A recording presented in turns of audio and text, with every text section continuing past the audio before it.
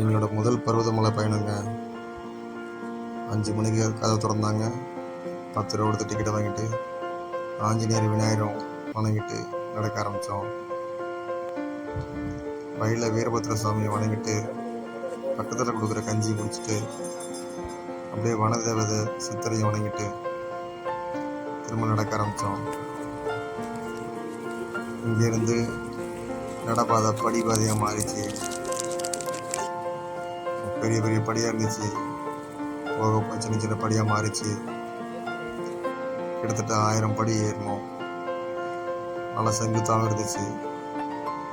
காலையில் சூரிய உதயம் பார்க்கணும், வேகமாக நடக்க ஆரம்பித்தோம்.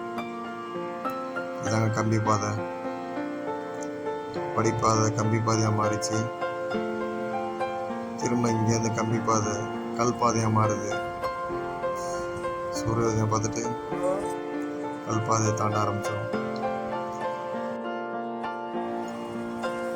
இந்த பயணம் நடப்பாதையில் ஆரம்பிச்சிது.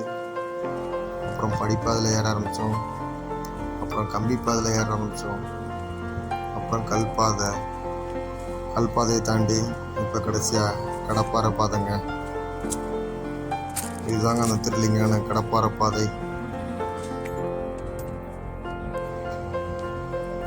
பாறையில் கடப்பாறை மாரி கம்பியை செருவி வச்சுக்கிறாங்க.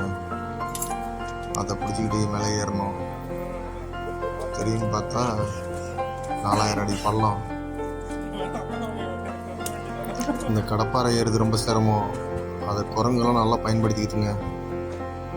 அந்த டயத்தை பயன்படுத்திட்டு நம்மளோட பேகெலாம் ஓப்பன் பண்ணி ஏதாவது சாப்பிட்றதுக்கு இருக்கான்னு பார்க்குதுங்க. இவர் தாங்க நண்பர் முனிரத்னம். இவர் பக்கத்து ஊருக்காரர். என் கூட தான் வேலை பார்க்குறாரு.